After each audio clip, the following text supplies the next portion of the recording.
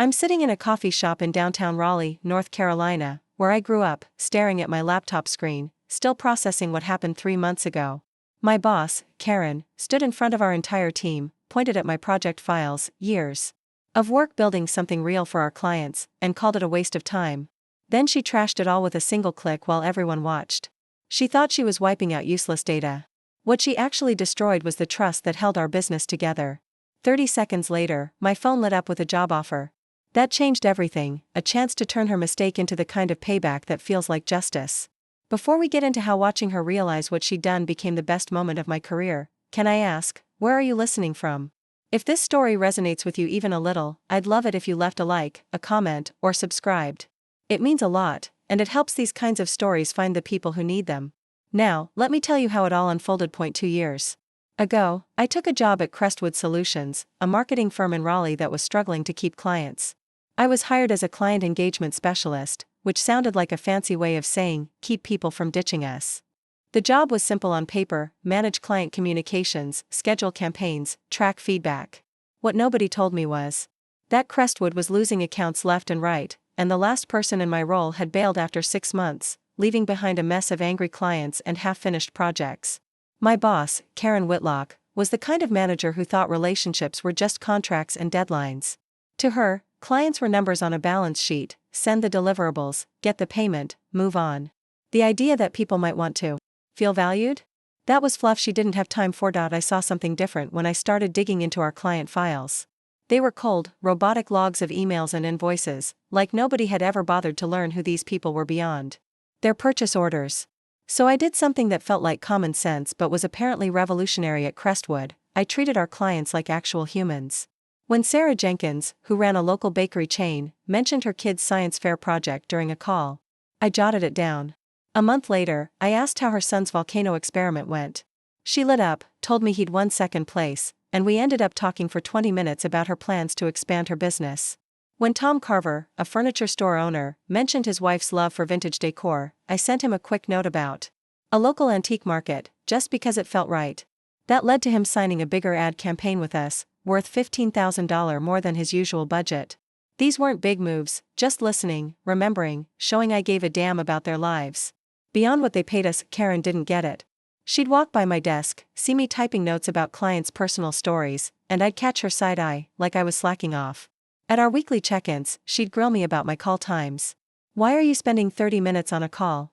That should be 10, she'd snap, scrolling through my activity logs on her tablet. I tried explaining that those extra minutes were why clients stuck around, why our churn rate had dropped 40% since I started. I showed her the numbers: renewals were up, referrals were coming in, and clients were asking for me by name. But Karen only cared about her metrics: how many emails I sent per hour, how fast I closed tickets. She couldn't see that I was building something bigger than her spreadsheets could measure. I was the one clients trusted when they needed someone to hear them out. Take Emily Hartwell, who ran a boutique fitness studio. She started emailing me directly about her marketing needs because I remembered she was training for a half marathon and asked about it during our calls. Or Mike Delgado, a car dealership owner who loved talking about his weekend fishing trips. He told me he'd never felt like a priority with other firms, but with me, he felt like we were partners. Those relationships were why our client retention hit an all-time high. But Karen? She saw my notes about fishing trips and marathon training as a waste of time, not the glue holding our accounts together. The breaking point came at our quarterly team meeting. Our CEO, David Langston, was going over performance stats and pointed out that client retention was the best it had been in years. He gave a nod to my work, saying we should double down on personal engagement across the board. I saw Karen's jaw tighten from across the room. She'd spent months dismissing my approach, and now the CEO was praising it. After the meeting, she pulled me aside in the hallway, her voice sharp. "This isn't a coffee clatch," she said. "We're a business, not a therapy session. Your job is to deliver results, not make friends." Then she dumped a massive project on me, a full audit of every client interaction I'd had for the past year. She wanted every email, every call, every note I'd made, documented in painful detail. It was busy work, plain and simple, meant to bury me in paperwork and keep me from the client work I was good at. I didn't half-ass it, though. I poured myself into that audit, showing how every conversation, every unnecessary detail about a kid's science fair or a fishing trip, tied to real business outcomes. The final report was 60 pages of proof that my approach wasn't just warm fuzzies, it was driving $250,000 in extra revenue from renewals and referrals. I thought maybe, just maybe, Karen would see the value. I was wrong. And what happened next? That's where the story gets good, but I'll save it for the next part. Let's just say Karen's next move was the kind of mistake you don't come back from. And it set the stage for a kind of justice I didn't even have to plan out. I'm back in that Raleigh coffee shop, the one with the creaky wooden floors and the smell of burnt espresso, trying to piece together how everything went from bad to catastrophic. For Karen in just one morning. That audit I poured my soul into, the one that showed how my personal touch with clients was making Crestwood Solutions real money, was about to become the centerpiece of the worst moment of my professional life. But it also set the stage for something so satisfying I still get chills thinking about it. Let me take you to that Tuesday morning in October, when Karen decided to make an example out of me in front of the whole team. The audit was done, all 60 pages of it, and I was proud. It wasn't just a report, it was a story of every client I'd connected with, every conversation that turned a shaky account into a loyal one. I'd tracked how Sarah Jenkins, the bakery owner, referred to new clients after I sent her a handwritten note for her shop's 10th anniversary. I showed how Mike Delgado's car dealership doubled its ad spend because I took the time to ask about his fishing trips and his business goals.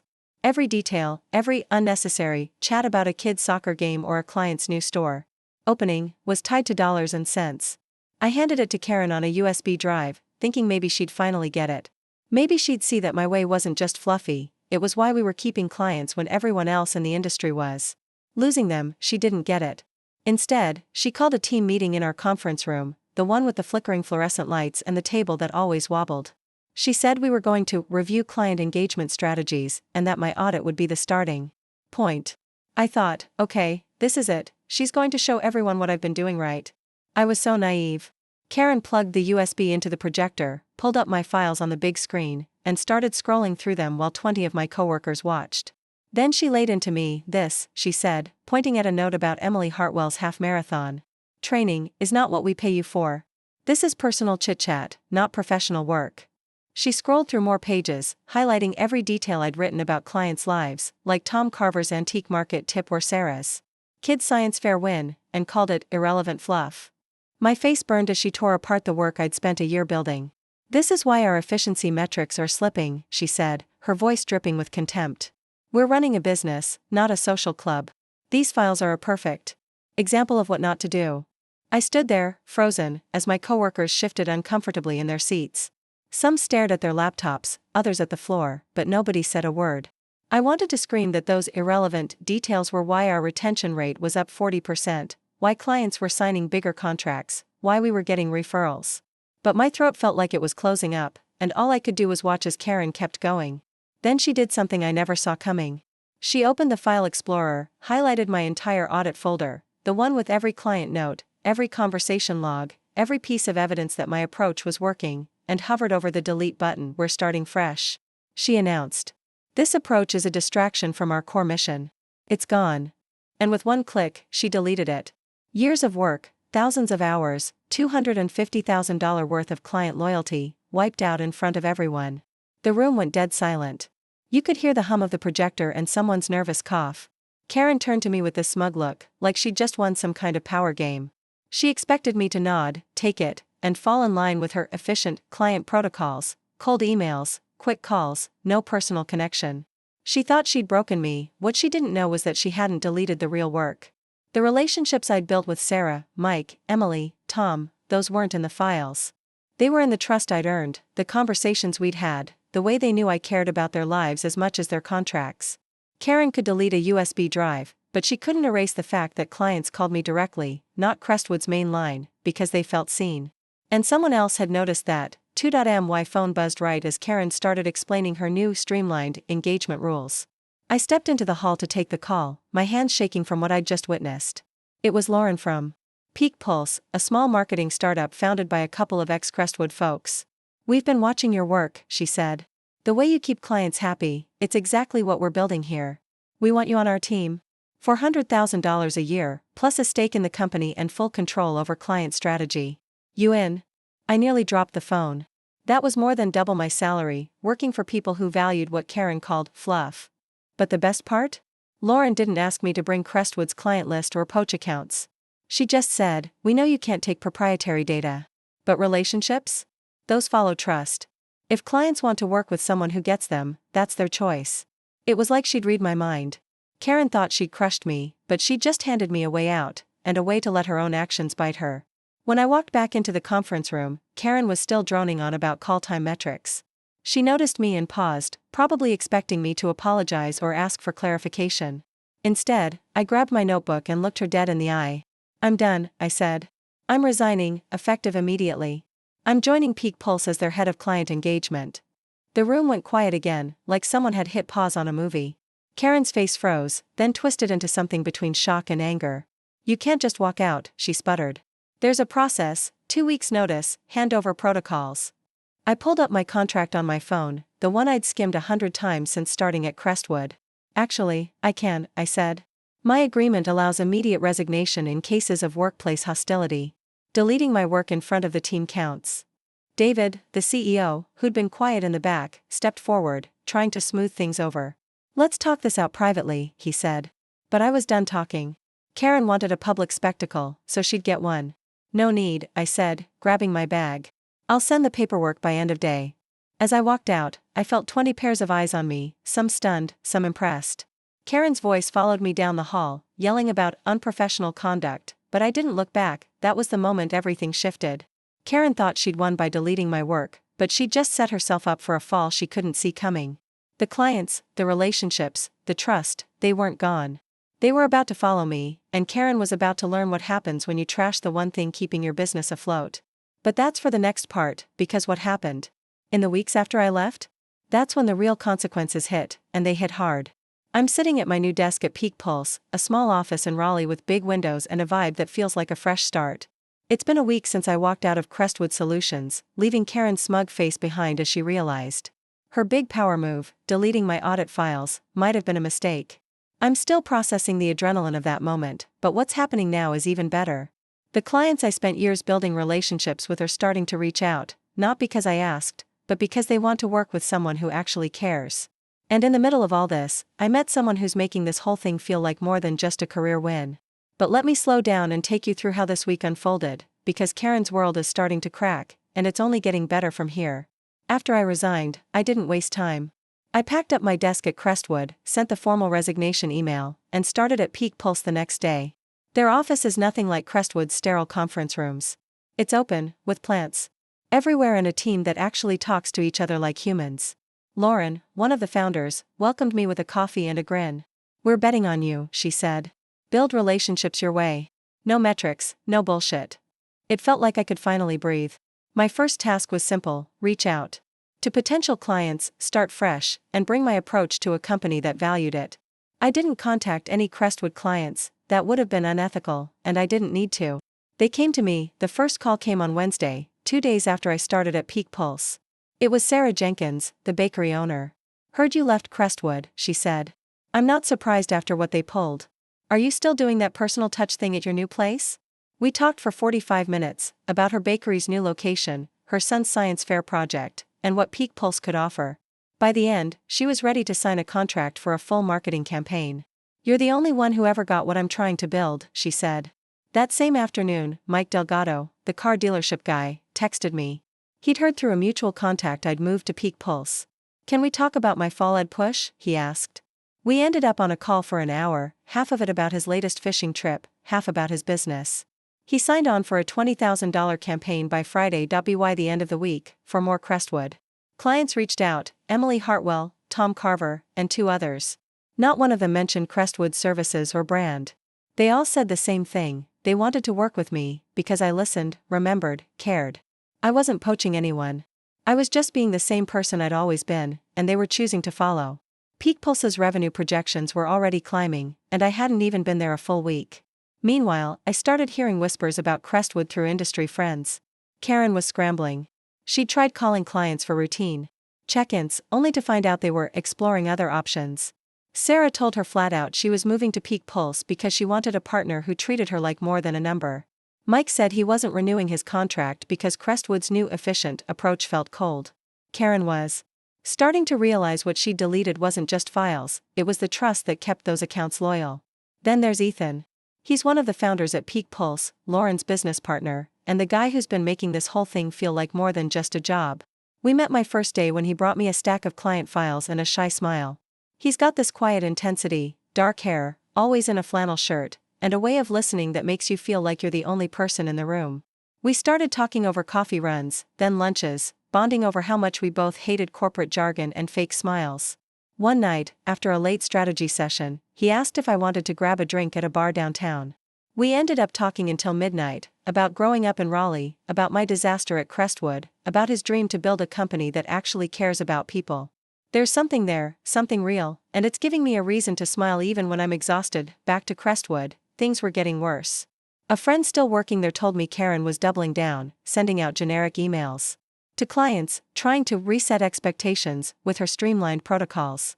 It was backfiring hard. Tom Carver told her he was done after getting a form email that didn't even mention his business by name. Emily Hartwell said she felt like a stranger dealing with Crestwood now. By the end of my second week at Peak Pulse, 7 Crestwood clients had either signed with us or were in talks. That was nearly half of Crestwood's revenue, gone in less than 14 days. I didn't have to do anything except be myself, answer calls, listen, care. Karen's own actions were doing the damage. She'd trashed the one thing holding her clients, thinking efficiency was all that mattered. Now she was watching those clients walk away, one by one. The best part came on Friday. I got a call from David, Crestwood's CEO.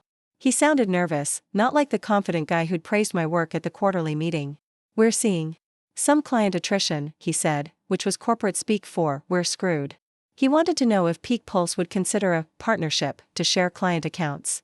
Translation: Crestwood was bleeding money and desperate to stop the bleeding. I kept my cool, told him I'd pass it along to Lauren and Ethan, but inside? I was floored. Karen's big move to humiliate me had backfired so spectacularly that her own CEO was calling me, hat in hand, trying to save the company. That night, Ethan and I went for that drink. We sat at a corner table, the bar buzzing around us, and he raised his glass. To Karen, he said, grinning, for handing us half her business on a silver platter. We laughed, but then he got serious, looking at me in a way that made my heart skip. You're the real deal, he said. Clients don't follow companies. They follow people like you. I felt my face heat up, but I couldn't stop smiling. This wasn't just about beating Karen anymore. It was about building something new, with people who got it, and maybe with someone who got me. Karen's not done yet, though. She's still at Crestwood, trying to hold it together, but the cracks are spreading. And what happens next? Let's just say her next move makes everything worse, and the fallout is something you need to hear to believe. I'm back at that Raleigh coffee shop, the one that's become my spot to think, with its chipped mugs and the hum of conversation in the background. It's been 3 months since I walked out of Crestwood Solutions, leaving Karen to deal with the mess she made when she deleted my work in front of everyone. That moment, watching her hit that delete button, thinking she'd won, set off a chain reaction that's still unfolding. The clients I built relationships with are now the backbone of Peak Pulse's success, and Karen's world is crumbling faster than she can handle. Meanwhile, things with Ethan are getting serious, and it's making this whole journey feel like more than just revenge. It's a new beginning. Let me take you through how it all came together, because the way Karen's own choices buried her is the kind of justice you can't make up. 2 weeks after David's desperate call about a partnership, Crestwood was in freefall. I heard through industry friends that Karen was trying to salvage things, doubling down on her efficiency-first approach. She sent out more of those cold, templated emails to clients, thinking she could win them back with promises of streamlined service. It was like watching someone try to fix a broken bridge with duct tape. Emily Hartwell, the fitness studio owner, told me she got one of those emails and laughed out loud. It didn't even mention her business, just some generic pitch about cost savings. She signed with Peak Pulse the next day, citing better alignment with our values. By the end of my 3rd week at Peak Pulse, 9 Crestwood clients had jumped ship to us, representing over 60% of their annual revenue. I didn't have to lift a finger to make it happen. They called me, one after another, because they wanted to work with someone who remembered their half-marathon goals or their kids' science fair wins. Karen's panic was starting to show. A friend still at Crestwood said she was holding emergency meetings, grilling the team about why clients were leaving. She tried to pin it on me, telling anyone who'd listen that I'd stolen accounts by manipulating relationships. But the truth was simpler: clients weren't loyal to Crestwood's brand or Karen's metrics. They were loyal to me, because I treated them like people, not invoices. When Sarah Jenkins moved her bakery's marketing to Peak Pulse, she told Lauren, "I'm not here for your company. I'm here for her." That hit me hard, not just because it validated my work, but because it showed how wrong Karen had been. She thought relationships were fluff. They were everything. Then came the call that sealed it. David, Crestwood's CEO reached out again, this time sounding like a man who'd run out of options. "We're restructuring," he said, which was code for "we're screwed." He offered to sell Crestwood's remaining client accounts to Peak Pulse at a discount, along with a chance to hire some of their staff. He even had the nerve to ask if I'd consider coming back as head of client engagement, with a big salary bump and full autonomy. The irony was almost too much. 3 months ago, Karen humiliated me in front of the team, deleted my work, and called it garbage. Now her boss was begging me to save the company by doing exactly what she'd trashed. I kept it polite but firm. "I'm happy at Peak Pulse," I said. "They valued my approach from day one. You should have listened when you had the chance." By the end of that month, Crestwood was a shadow of itself. They laid off a third of their staff, sold their fancy downtown office, and merged with a bigger firm that cared more about numbers than people. Karen didn't survive the merger. I heard through LinkedIn and industry chatter that she was let go, her leadership blamed for the client exodus. Apparently, she spent her final weeks at Crestwood trying to rebuild relationships with her robotic emails and quick calls, still refusing to admit that personal connection was what clients wanted. She applied for jobs at other firms, but word had spread about the retention crisis she'd caused. Nobody wanted to hire a manager who'd tanked a company by dismissing what actually kept clients loyal. Meanwhile, Peak Pulse was booming. Those 9 clients I brought over became the foundation for our best quarter ever. Lauren and Ethan promoted me to partner, giving me a stake in the company and a say in how we grow. Every day, I get to do what I love, build relationships, listen to clients, help them feel seen. Sarah's Bakery is opening a 3rd location, and she credits our campaigns for the buzz. Mike's car dealership had its best sales month ever after we launched a personalized ad push. Every call, every note, every unnecessary detail I remember about their lives, it's paying off, not just in money but in knowing I'm part of something that values people. And then there's Ethan. What started as coffee runs and late-night talks has turned into something real. Last week, we went for a walk along the Neuse River, the air crisp with fall, and he took my hand. "You're not just good at your job," he said, his eyes steady on mine. "You make grown-ups and kids. We're building something bigger than a job. We're building a life." I don't know if he meant it to sound that deep, but it felt like a promise. We're taking it slow, but every moment with him, every laugh, every quiet conversation, feels like the start of something that could last. The best part of this whole thing? It's not that I got revenge on Karen, though watching her crash and burn was satisfying. It's that I proved her wrong. She thought my way, caring about people, remembering their stories, was a waste of time. Now her company's gone, and I'm thriving at a firm that gets it. The sweetest justice isn't something you plan. It's what happens when someone's bad choices catch up to them, and you just keep doing what's right. Karen deleted my work, thinking it was nothing. She didn't realize she was deleting her own career. If this story hit you, drop a comment with your own tale of someone underestimating you. It feels good to share, like shaking off a bad day. And if you liked hearing how Karen's own ego took her down, give this a like and subscribe for more stories about people getting what they deserve, not through schemes, but through the natural fallout of their own mistakes. I'm living proof that when you build something real, it outlasts anyone who tries to tear you down.